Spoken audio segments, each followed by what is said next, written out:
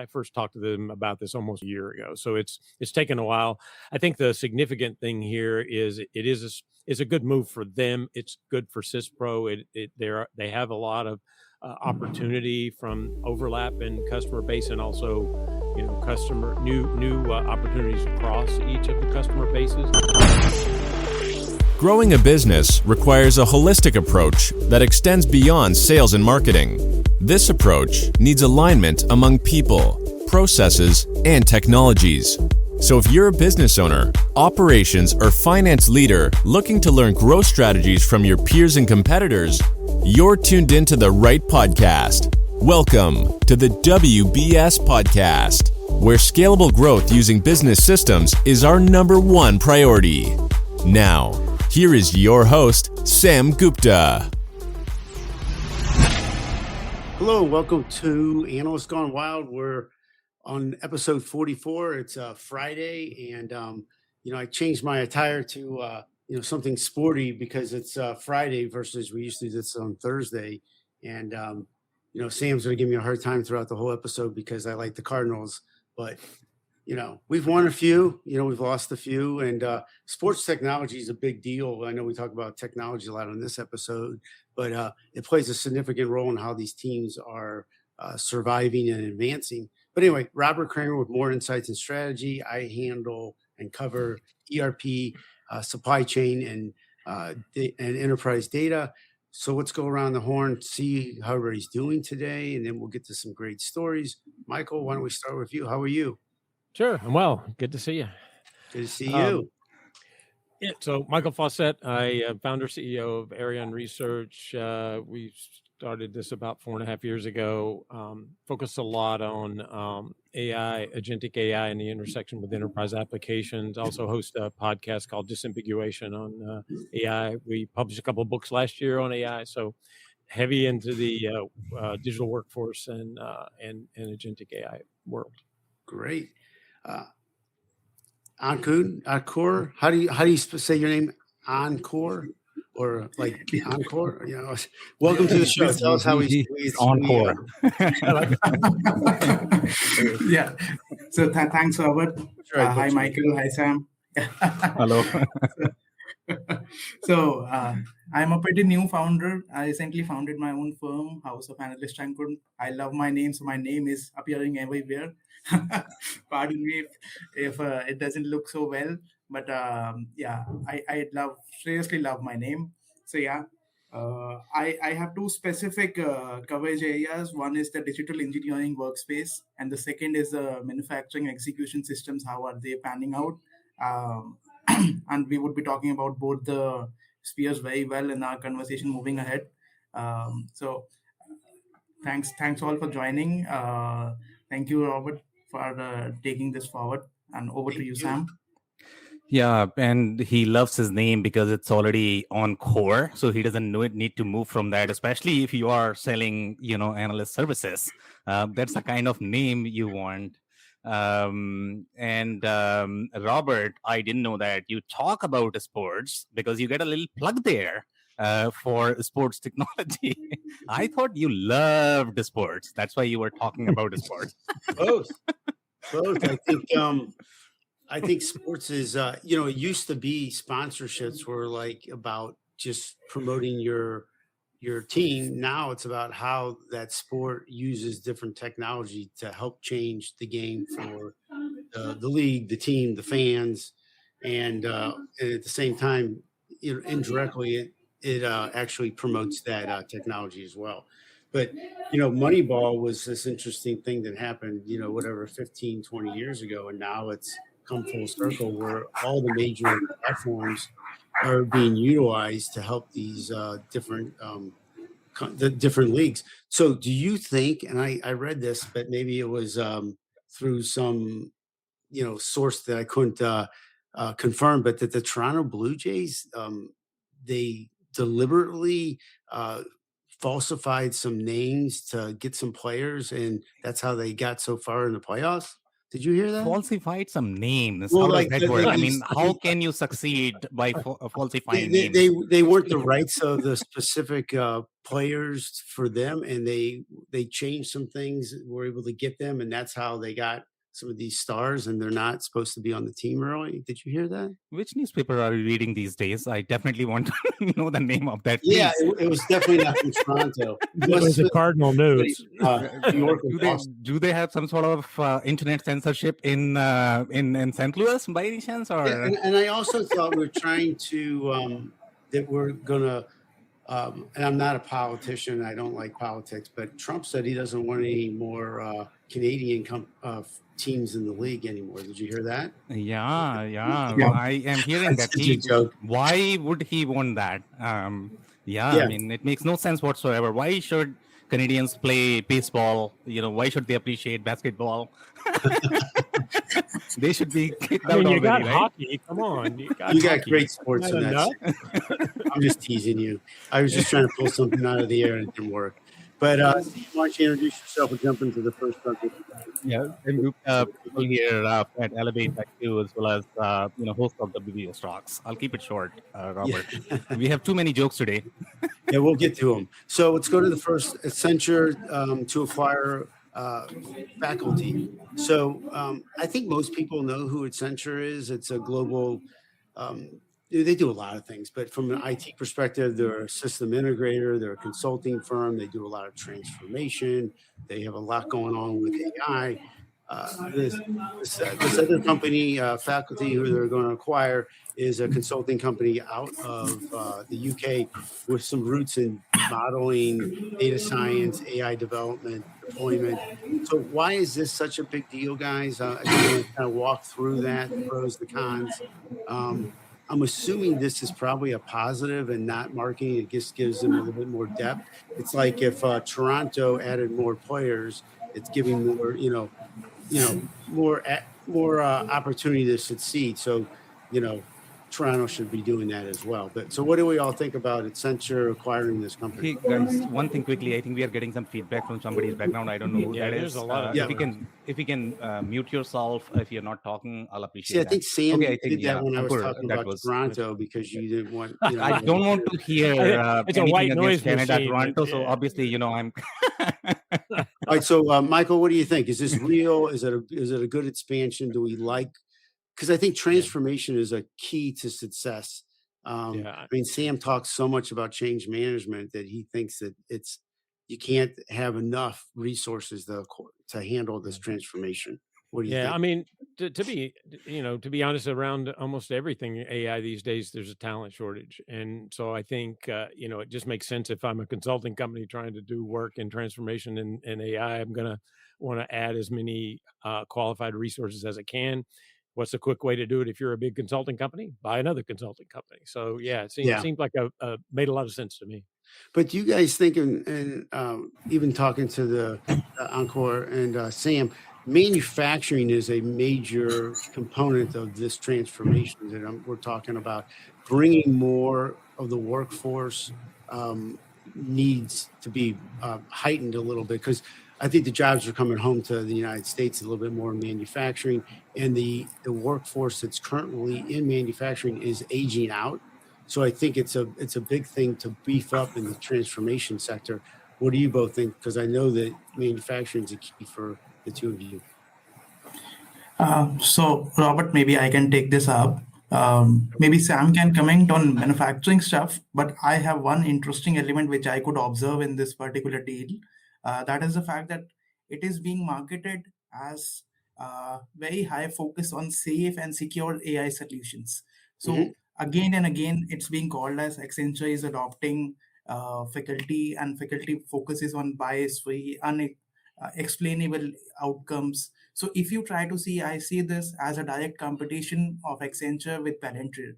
Palantir has a similar focus and vision in terms of explainable AI, and they have significant focus on safe AI, and also Palantir has the basis of starting in the defense and public sector space. So that aligns very well, and Accenture, in my opinion, is directly competing with Palantir and trying to take the same space as what Palantir has observed in the last 1 year. Yeah, so great points, guys. I can take this. And Robert, again, I'm not too sure which newspaper you are reading these days. I'm not entirely sure if manufacturing jobs are coming to the US. In fact, I mean, I was listening to CNBC yesterday, and everybody's talking about diversifying from the US, at this point of time, right? Just because of the uncertainty. Nothing against the US. We love you. But you know what? Market conditions are not favorable right now. Sorry, Robert, you have a comment. I guess you were trying to speak.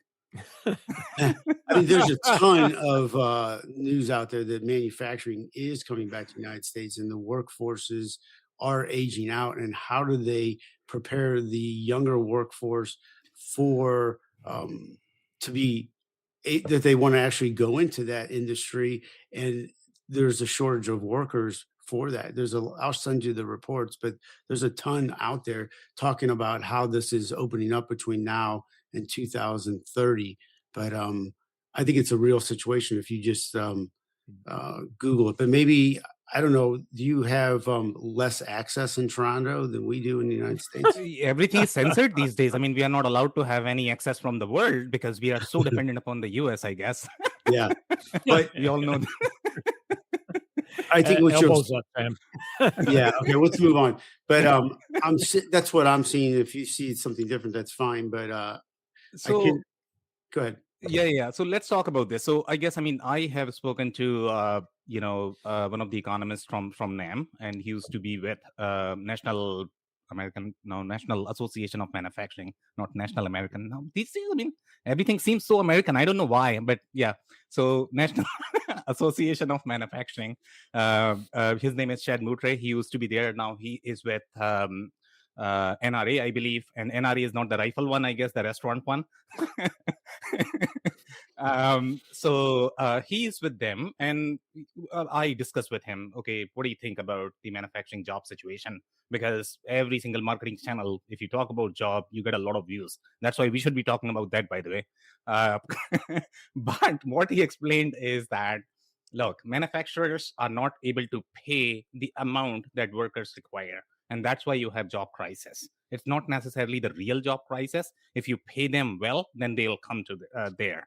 Right now, if you look at the average pay or wages, that's less than, let's say, $18. Sometimes it is $26. That's the kind of money that they are making. Obviously, they need to work 18 hours, even with that money, and nobody wants to get into those kind of jobs. That's the real problem. It's not the actual worker shortage. Yes, people talk about that, but the real driver is compensation, because they can find other places where they can find job. But right now, this is a different situation. People are willing to take whatever they can find because it's really bad. Now, coming back to this one, okay? So I'm not entirely sure, Ankur, if this would be comparable to Palantir. Palantir would be more of a product company. These guys are consulting companies. So I am with Michael on this one, that this would be more of the talent acquisition in my mind. And then if you read the press release, what I'm seeing, and I could be off here, but for the most part, the reason why they are going after the UK market, and it seems public and private sector, both from the private sector perspective, you have life sciences, and then from the public sector perspective, you have government. So I don't know if they are trying to diversify. There is a possibility. 90% of the consulting firms, as far as I know, are trying to diversify as much as possible. And UK market, I don't know if it is attractive compared to other markets. Everything is pretty bad right now, but maybe there is something here. The next thing that you are able to see, pharma is probably going to be a big factor in general for everybody. And it seems like they have very unique expertise here from the pharma perspective. Now, a couple of things, I guess. Consulting market is changing a lot as well. I don't know whether you guys have read the press release today from Deloitte. They are changing the traditional job titles and the hierarchies the way consulting industries work. Now, consultants are no longer called consultants. They are called software engineers. Can you believe this? So there is a massive change because the roles and responsibilities of consulting companies are going to change. And I think everybody else is going to follow. Accenture has done that as well. With their positioning, with their business model, they have changed their name. I think everybody's going to follow what Deloitte is doing right now. Well, in the end, isn't it just about, can you deliver what the customers need? So does this all really matter? I mean, are the customers getting what they need? Does these additional resources and capabilities inside Accenture help the customers out or not? I mean, we don't know.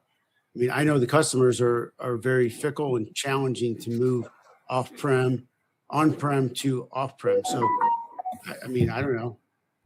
Time will tell, but I think that, as I talk to all the major ERP vendors, they are all sitting in the same place, trying to get the customers to move. And this doesn't change anything as far as I'm seeing. It just says, hey, we have some more bodies of resources to help you. But, what do you think, Michael or Well, Sam? I mean, I do think there's been a critical talent shortage all over the place when it comes to AI and transformation, and how you apply this. So to me, again, it seems like it's logical if they're seeing the demand, and I suspect they wouldn't be making the acquisition if they weren't seeing the demand for the bodies. So Sure. it seems like a smart move from that perspective, particularly in a very, very hot talent environment all over the place, right? That's a very good point. But don't you think that in order for AI to work, there's not a lot of press about how data management strategies need to be more focused on? And the focus, I'm not seeing that. They're all talking about, do we really care how many agents a company has? It doesn't really move me. If I have a manufacturing company, how does that help me? Those might not even be specific to what I need. So, whether you have 50 agents or 500, I need my data to work so I can even use those agents. No, I mean, you're back to the fundamental problem, and we've talked about this quite a lot on this show and others. That the foundation's the data, and until we can get that complete data picture, you're going to struggle. But also remember that there are a lot of applications that they're in use now that are embedding AI capabilities and agentic capabilities that do have the data they need for that part of the workflow process. Right. Is it the right way to do it? No, you need to fix the data. But if I can move ahead in certain areas and change some workflows that do take advantage of the technology, that's what companies are doing. Whether they fix the data foundation completely or not, that's a whole different argument. And yeah, we know that's a problem. So guys, I'll say one thing, I guess. Overall, I am with Ankur as well on this, that the positioning that they have overall from the decisioning product perspective, that might be compared to Palantir. And Robert, to your comment, I don't think this particular use case is related to the actual business transaction, because what they are talking about here is slightly different. Okay, this is your clinical research, and that's going to be more of the decision science. So the use cases and the application that you're looking for here from the customer's perspective is, think about getting cure for cancer, let's say within 6 months or whatever. That has taken, 600 years or maybe 6,000 years. That was not possible. But now that may be possible. So these are not the core transactions, but with AI capabilities. And that's what I personally have not seen a lot of talk about this specific capability in the market, but seems like these guys were doing that. And this is where I see the real power of AI. And you talk about structure of data, whether you need to have some sort of structure with data.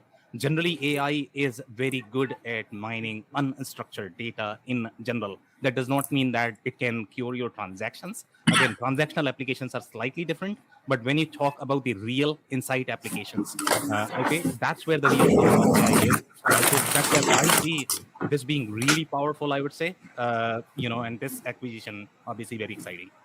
Great. I mean, Pam, the one thing I will say around life sciences is there has been a good bit of movement from the startup world. I mean, look at Nyquist AI, for example, and there is a lot of opportunity there. So I agree with you from that perspective. How do I take advantage of that better? And so talent bodies in that area around life sciences and pharma research particularly is really important and is moving some things forward and has seen a lot of interest. And I would say, I mean, I've been doing some interviews with just vertical AI use cases in general, right? And I interviewed a guy for my podcast yesterday who in Spain built a insurance company that's AI native, and they've seen just incredible returns from the use of that across go to market and in claims processing and underwriting, all of the areas of the business. So I think the vertical use cases are going to get a lot of attention this year. It's huge, as you just said. It's a big driver. I agree 100%. Well, should we hit the next one, guys? Yeah, let's do that. Yeah. So Flexera acquires two companies, Prosper Ops and Chaos Genius. These are both companies that I think do add some value, specifically because one is more going to be AI and the other one is going to be focused on automation. So I think this helps the customers and it develops the actionable components for Flexera. Where do you guys see this playing most, and how do you think it affects the customers? See, if I remember correctly, I have had multiple conversations with enterprise users, and runaway costs, which are basically there at Snowflake and Databricks and even other firms as well, they have been increasing because of three factors. One, usage-based cloud pricing that is there for quite some time. Second is the improper governance and monitoring that's missing in major enterprises. You can call it missing, or you can call it how the algorithm is working at the enterprises and the sales teams are solutioning it. And the third thing is the running inefficiencies at the developers and actual inefficiencies. So because of these three things, the runaway costs have been very high at the enterprises. So these acquisitions, in my opinion, serve three purposes. The most important purpose is that these FinOps solutions are providing a unified umbrella, unlike the earlier time when different FinOps solutions, like one was the unified rate optimization, the other was workload optimization, and the third was cost visibility. So these three are now coming in one bucket.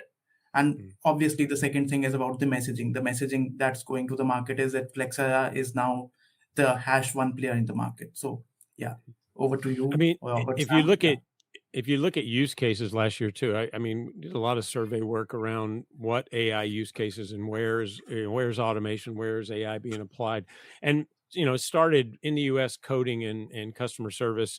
If you look at the rest of the world, it reverses. It's customer service and coding, but underneath that, the next use case really does start to fall in operations and finance, and so I think those areas are getting a lot of attention. And so to me, this plays right into that idea that we're going to see more this year.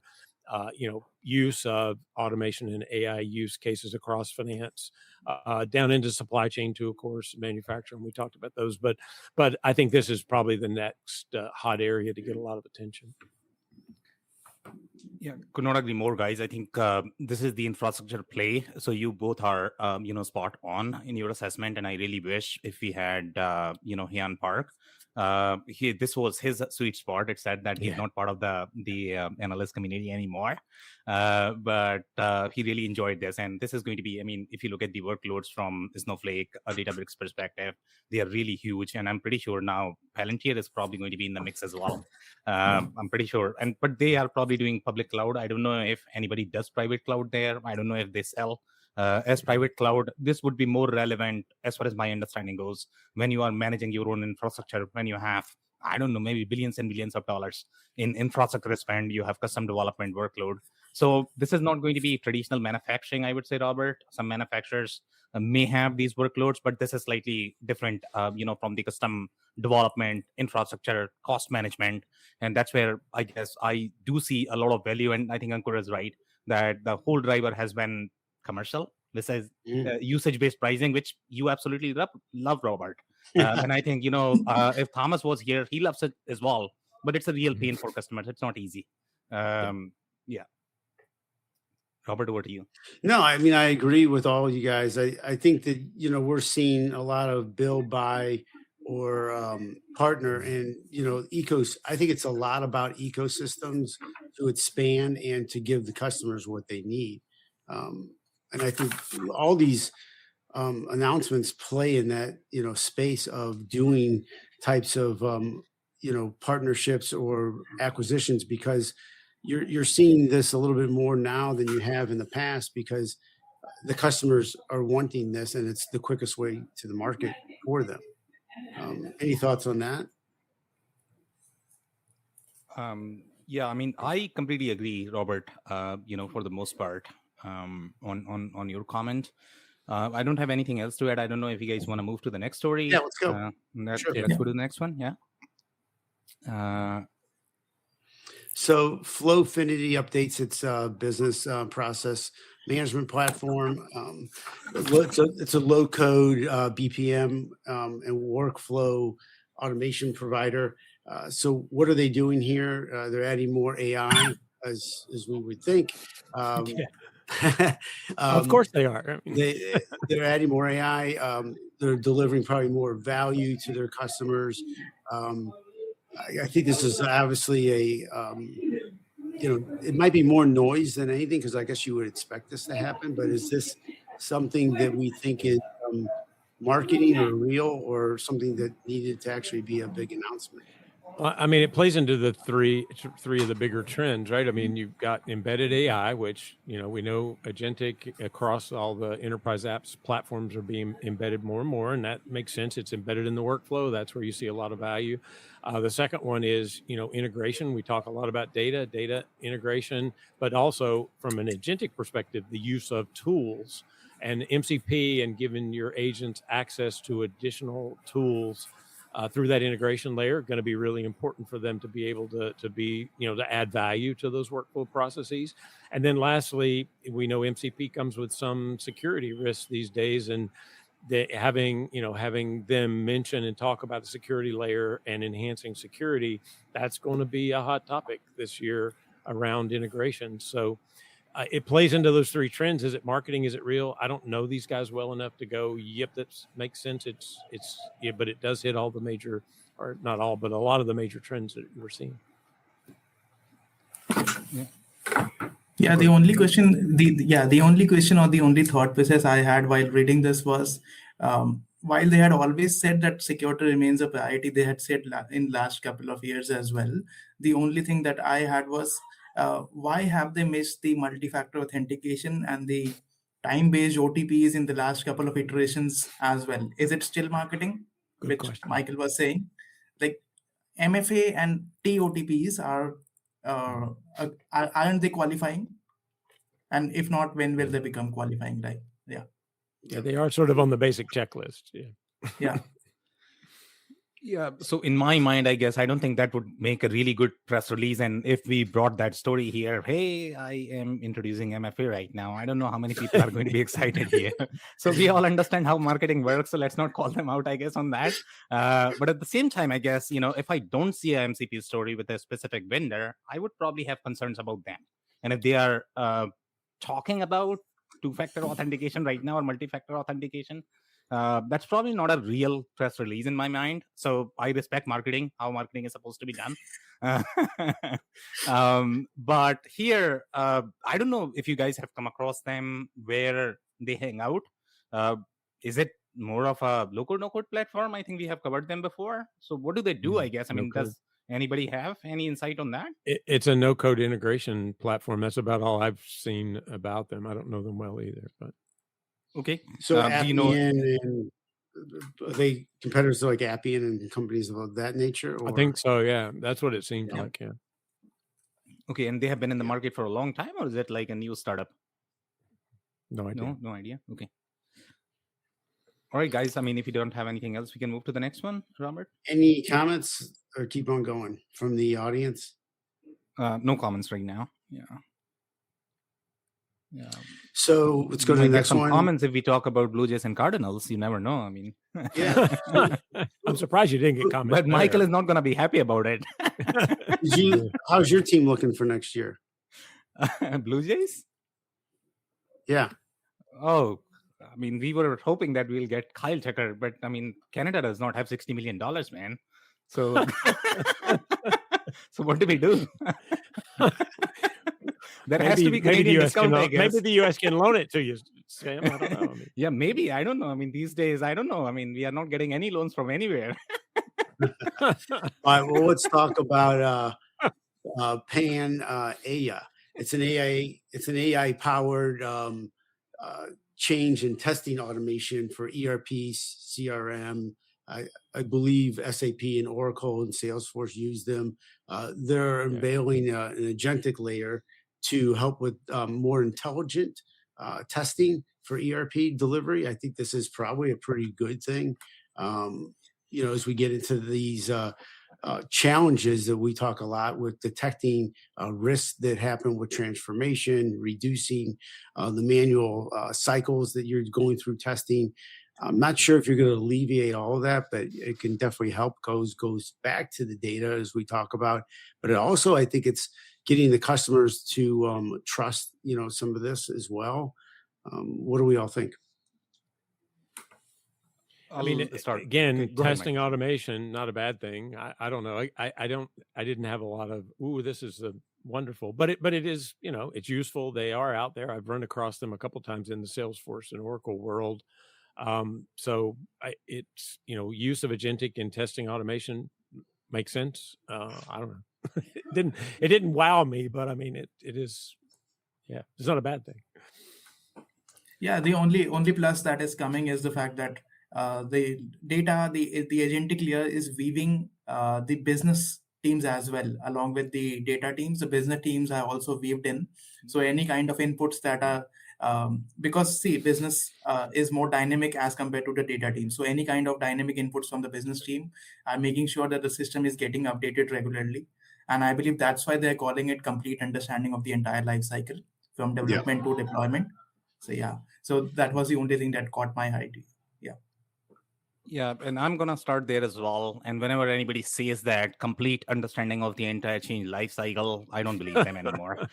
Because there is nothing called complete, life cycle from the There's change lots of perspective. stuff called complete.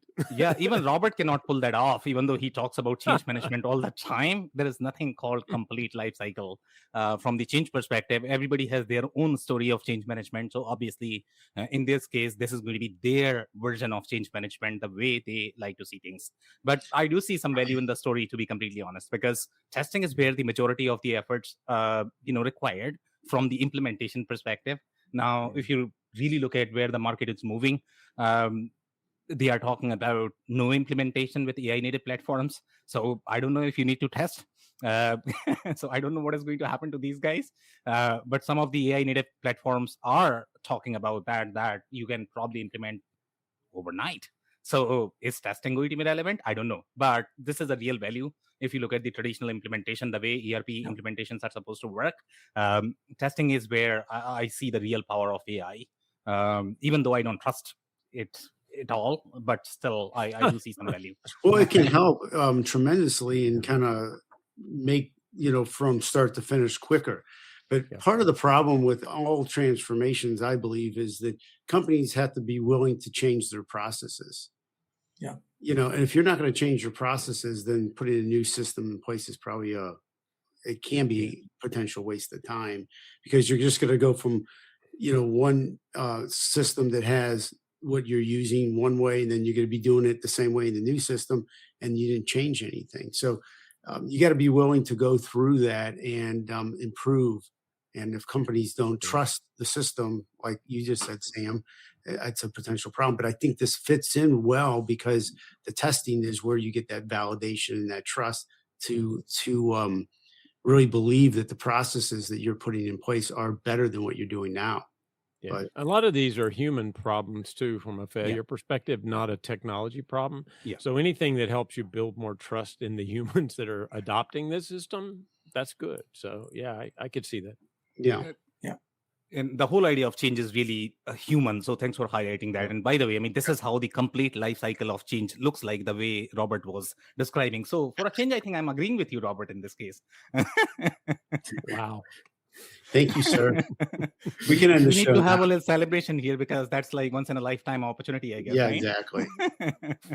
Well, should we go to SAP? And they have some new features within retail. And I think retail is one of those spaces that AI can make a significant difference, specifically with inventory control, because of the fact most retailers have a major problem with how do they have inventory control under the right, maximum, products that they need, and how do they understand, what the trends are going to be. So they're going to have better demand forecasting, inventory efficiency. I think this is one of the biggest things when you go from every industry, but specifically retail, of how AI can be a big advantage. If you go to a store and they have an excess amount of inventory, it's because of the fact that they don't control it as well. So these features, I think, would be significant. Yeah. Right. Yeah, it seems to And hit a Robert, lot of adding the on, interesting. Oh, go ahead. Go ahead, yeah, Tom. and Robert, adding on your point, apart from inventory, the other thing that they are significantly working, which SAP also focused, is the fact of AI-based assortment management. So while inventory is back the shelves, assortment management is something that is in front of the customers, and where they are focusing what should be the segments, how wider assortment should be, or how narrow assortment should be there. So in that set, earlier inventory backend, now inventory plus assortment backend plus frontend. So yeah, they are Points. completely trying to take over the complete space. Good point. Well, the other thing too, this year, a lot of discussion around commerce and automation and AI, B2B and B2C, and obviously retail, one of the industries that'll be affected by that a lot. So I see this playing right into that as well, and sales promotion and automation, inventory control, all of those kind of topics are hot and important if you're a retailer, if you're looking at how AI and agentic AI automation starts to play into this. So. I mean, it gets even stronger if you go to other industries. We know we're talking about retail, Yeah. but at supply chain management in manufacturing, or in healthcare, Yep. or finance, or in anything, I think it's a big deal. So, Sam, what do you think? Yeah, so this is a very interesting story and very interesting commentary from you guys as well. Overall, when I look at the retail market, I don't know how much penetration SAP really had in the retail market. And even if they had penetration, that would be very limited to just the GL layer. And when we talk about the complete picture of inventory, Robert, that could be like change management. It could be all over the place. It's very hard to get it right. Okay. So now when you look at this, SAP obviously has the SNOP solution as well. They have a little supply chain suite, WMS, TMS, pretty much everything. But I don't know how many companies really use that or appreciate that. Because obviously from the SAP perspective, the transaction model that they have is slightly more on a tighter side. And in retail, you require fluid data model. Even if that means that these data sets are going to be disconnected completely. For example, I don't know a company that is probably going to use SAP POS. I've never seen that, but maybe they use somewhere. So most likely you are going to have third-party POS. Now these guys are talking about third-party system integrating, but again, that is SAP's side of the story. Everybody's arguing that I'm going to have agents. Salesforce is going to argue that I'm going to control those agents. Shopify is going to argue that, hey, don't worry about SAP. They have no idea how the front-end experience works, right? I'm going to have my agent. So now you as a customer need to decide, okay, whose agent really wins. But here, what they are talking about is, for example, omni-channel sales promotion. Now, who controls that? I don't know. Sales would argue that that is supposed to belong to sales. Now, you have a little rebate and financials involved there. So I don't know. Again, it's a very complex topic. Depending upon the organizational alignment, depending upon the politics. So yeah, I mean, from SAP's perspective, this is great. Yeah. Customers have to take advantage of it, though, if they want to, advance, have efficiencies, planning, forecasting, order control, cross-selling. All these things are big components to be better, to grow, and not rely on manual tasks to actually come up with what we're talking about here. So I think it's a definite plus. Yeah. Okay. Anybody in the audience yet, Sam, before we go to the next one? No. Because I'm not looking at it. Okay. Yeah. Syspro and SugarCRM. I don't think this is that big of a story because it's being done everywhere right now. But the partnership, connects sales and shop floor execution. I think that's obviously a nice component here, but I don't think it's anything mind-blowing. I think that's being done with all the major ERPs and CRMs currently. This will all come back to whether or not that company wants to give the reins to the salespeople to put more information in to help out the shop floor and vice versa. It doesn't come down to necessarily the partnerships in my eyes. It comes down to how you're setting your company up to use these softwares. Yeah, I mean, I can give you a little background on this if you want, because I know Sugar really well, and they actually started moving a few years ago to a vertical focused CRM strategy, which obviously makes sense, especially if you're, number something below 2 or 3, and you're focused on mid to lower enterprise, which they are. This partnership deal with Syspro, they've been talking about this. I first talked to them about this almost a year ago. So it's taken a while. I think the significant thing here is it's a good move for them. It's good for Syspro. They have a lot of opportunity from overlap in customer base, and also customer new opportunities across each of the customer bases, and also just the fact that it's a go-to-market partnership versus just a paper partnership, I think is good. So if you're in the mid-market, it could be interesting for you, particularly if you're one or the other of their customers already. You're a manufacturer, you're a Sugar customer, Syspro would be a natural fit. Then if you're the opposite's true too. So I think from that perspective, not bad. Well, I don't know that I mean, is it? Maybe, but in the mid-market, there's still an awful lot of solutions that aren't easily integrated, or maybe not as easily integrated. So that's not a bad thing. I don't, it's not earth shaking. You're correct. Does it come down to the discipline of the customer? Maybe. Yeah. I mean, but the go-to-market piece of this is the part for each of those companies that matters. Does it help their customers? Yeah, maybe. I mean, it certainly gives them opportunity there to introduce something that is already Isn't the setup tremendous though to get it to what they're saying it could be? I mean, no, not from what I've seen. And again, I know these guys fairly well. The integration is pretty well thought out.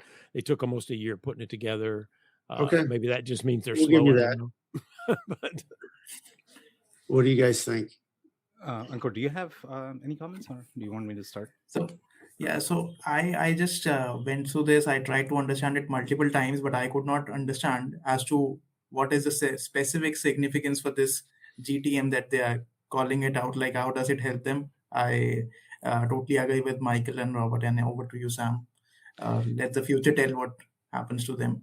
Yeah. So in my mind, when you look at this, I think this is a big deal. And the reason why this is a big deal is because if you talk to manufacturers and manufacturing, and I mean, Sugar has had a very difficult position in general from the market penetration perspective.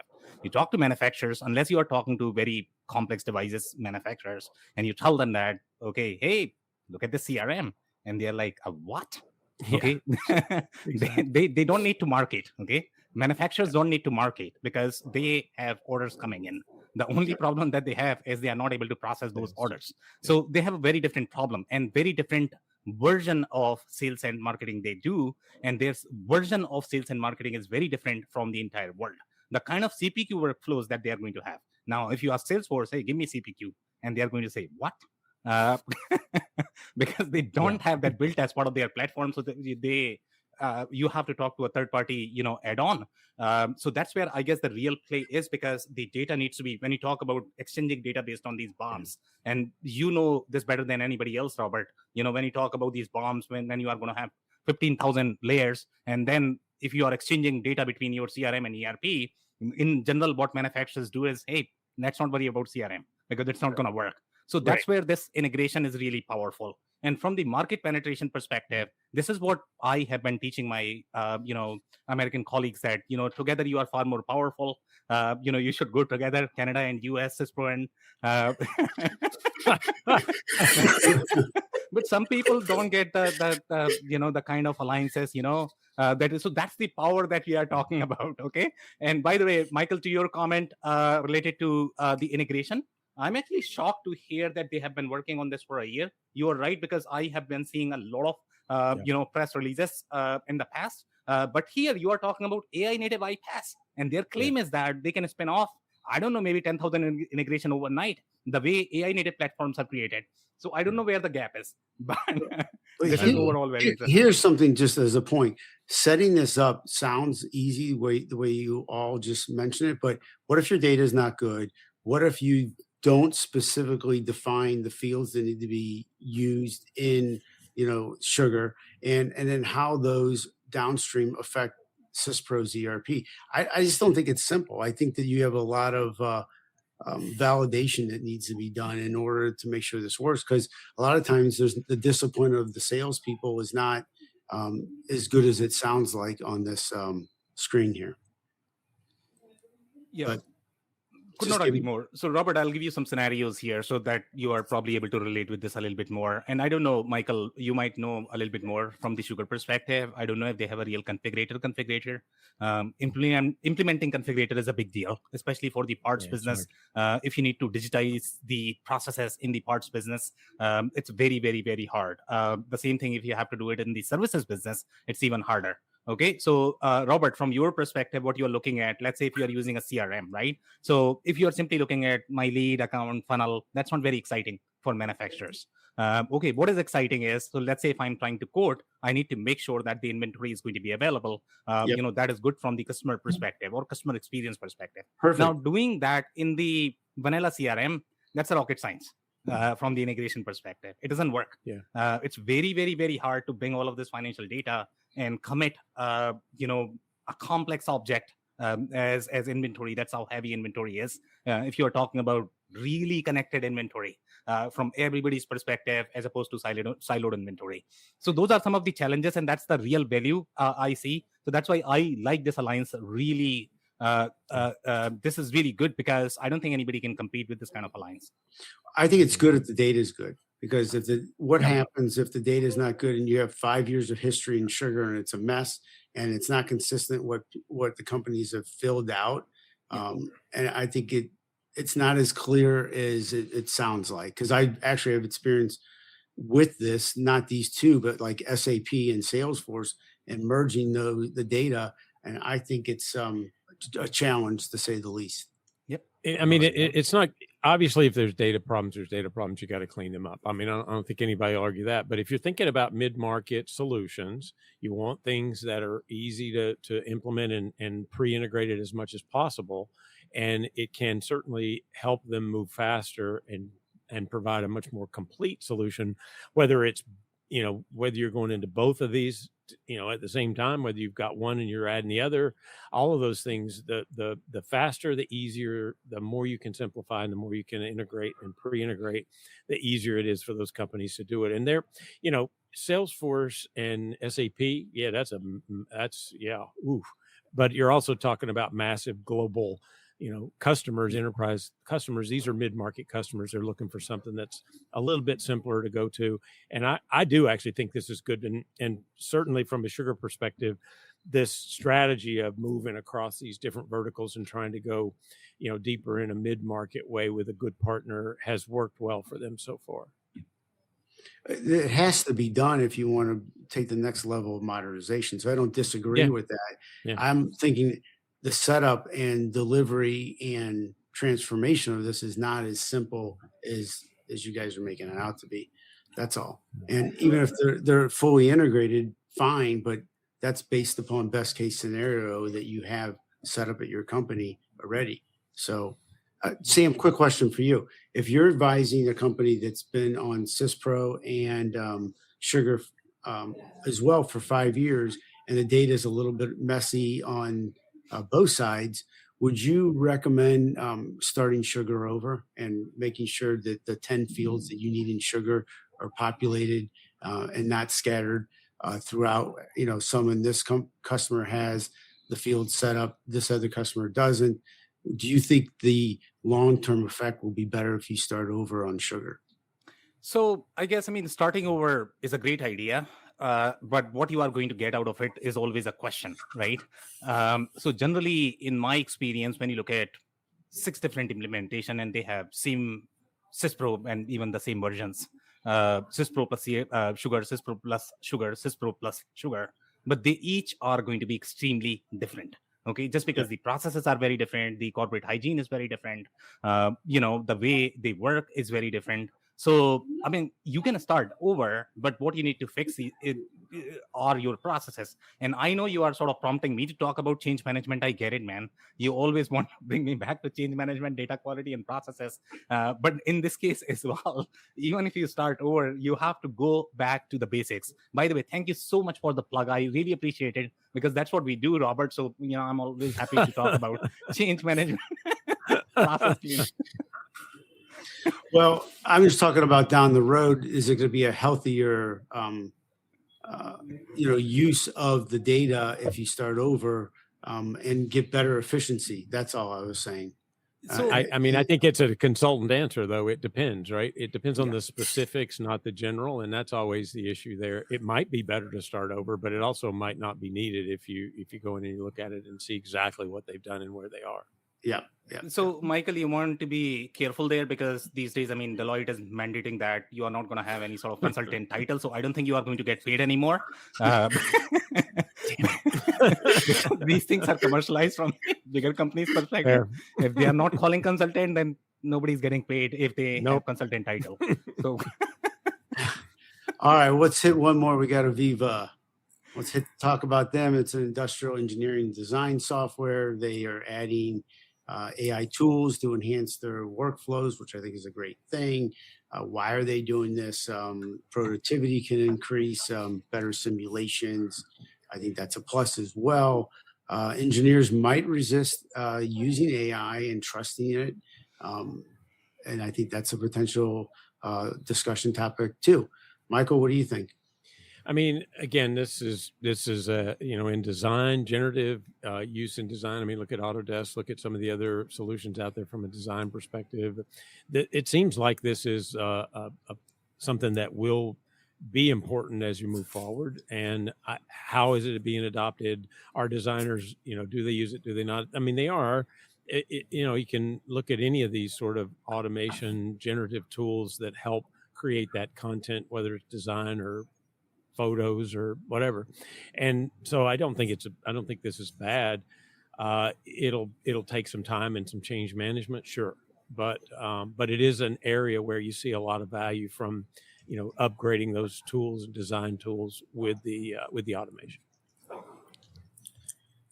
See, I believe this is one of the most significant implementations that AVEVA has done.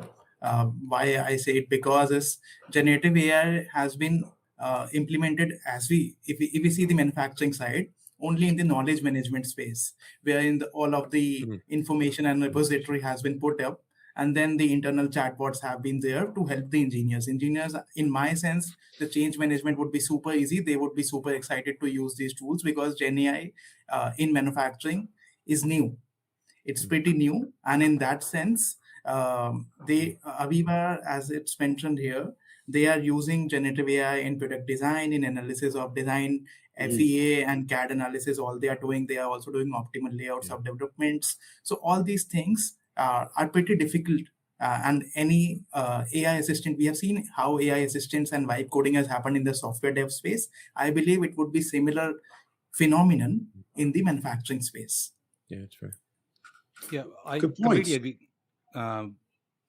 I completely agree with you guys. I guess, there is some power here. We have already seen, at least in my customer base as well, they have started requesting that they would like to explore AI in the engineering use cases. When I look at AVEVA's, positioning in the market, they are calling themselves as unified suite. So I like to call them as more of the ERP of the engineering world, because anything suite is probably going to be ERP. So they have a lot more as part of their suite, which is going to be your MES. And obviously, Michael, I think you spent some time in this space with Autodesk, so you are going to have some understanding of that, right? So you are going to have CAD, PLM, PDM, MES, sometimes QMS as well. Again, from their perspective, right? Now, when you look at the AI agents is a very interesting concept in this particular space. So I don't know if we will be able to automate everything, from the design perspective, and if that is going to be a case, then do we need those many engineers? Because that was the highest comped variable for the majority of the manufacturers. That's number one. Number two, the complexity that some of these companies had. If you look at, for example, metal manufacturing, and I don't know which verticals, Robert, you have worked in manufacturing, Some verticals, I mean, they did not even like CAD software, because if you look at, rectangle shape cutting or predictable shape cutting, then these software are great. As soon as you are going to have a little oval, a little triangle, these software, the traditional software, they also used to get crazy, right? Now you are talking about AI. AI changes its mind every second. So I don't know whether you can rely on engineering based on that, because there are real downstream implications, financial implications, customer implications. So I'm not too certain how powerful this is going to be and how reliable that is going to be. But at least what AI agents can do, they might be more from the suggestion perspective that, okay, I'll create the draft, and depending upon how much work you are going to require on top of that. Michael, please. Yeah, if you look at the wording, this is the important part, and you hit that, Sam. It's assistant, not automation. So we're talking about assistive technology like a Copilot that sits with the engineer, the industrial designer, whatever, and helps with moving through that process. Will we get to a place where some of it's automated and we use agents? I'm sure we will, but for now, having that capability will make the design process go smoother and faster. And there are a lot of disparate tools. Every company that I've looked at when I was at Autodesk, you saw that same thing, right? They were all using a mash of different things and different PLMs and CAD tools and ECADs, and it's anything that can help them simplify is not a bad thing. True. All right, why don't we wrap up? Kind of go around the horn. What you all have going on next week? Is anybody affected from the snowstorm that's supposed to hit most of the eastern part of the United States? Michael, what about you? Yeah, I mean, we obviously you don't know until it happens, but we've been preparing a bit here. I'm still down in Georgia at my mom's, and there's ice storm here at my home in New Jersey. It'll be snow, and frankly, I'd much rather deal with snow than ice. Yeah, because there will likely be some power outages and some slippery roads for a while down here. So yeah, we went to the store and bought bread and milk because that's what you're supposed to do, right? Hopefully there's still some left. What about you, Encore? So I am on the much better side in that sense. There's only a lighter set of rain, and the temperature is close to 12 degrees Celsius. So yeah, take care, guys, in snow. Yeah. Any plans for the weekend or next week? No specific thoughts on it. Maybe some more commentary on the analyst side, though I am a movie analyst as well. So yeah, maybe some new movies are coming in. So I will make some analysis on those along with the SAP. You should have told us that up front. We would have been talking about that. Yeah, that would have been a lot more fun. We have zero knowledge about movies. Yeah, we like the movie. But we were supposed to get a foot here in Virginia Beach. Now they're saying an inch. But I'm supposed to fly out on Sunday to Seattle for Acumanica's event. I'm flying out Saturday instead to try and beat the storm. But hopefully that'll be a good event. See some of our analyst friends there and learn a little bit more about what Acumanica's vision is for the year. I'm assuming they have some nice stuff to show off. Sam, what about you? Yeah, and Michael, I mean, if you don't like ice, you don't want to be in Canada at this point of time because you have no salt whatsoever. And this is purely because of the kind of comments I made on this show. The salt supply chain has been cut right now. You guys don't get any salt whatsoever. Well, if it makes you feel better, Sam, I was out walking my dog this morning and they were already salting the roads here well before the storm got here. So, yeah. So, guys, I mean, this is probably one of the harshest winters that we are facing at this point of time. I mean, it's probably going to be minus 30 and we have no salt, so that's probably going to be a little problem here. And I don't know. I think that is just a supply chain issue. I really don't know what's going on. But there is a real salt shortage right now in Ontario, at least. I don't know if we're keeping it all in the U.S., Sam. Come on, you know that. Yeah, that's what I'm telling you. I mean, yeah, it's all because of my comments here. I need to be careful. I think you're right. All right, guys. So that's a wrap. I mean, this is always fun. I mean, we like to have fun. And so you can expect a lot more jokes, I guess, in the next episode as well. We meet every Friday, 11 a.m. Eastern. So I'll see you next. Thank you for listening to another episode of the WBS podcast. Be sure to subscribe on your favorite podcasting platform so you never miss an episode.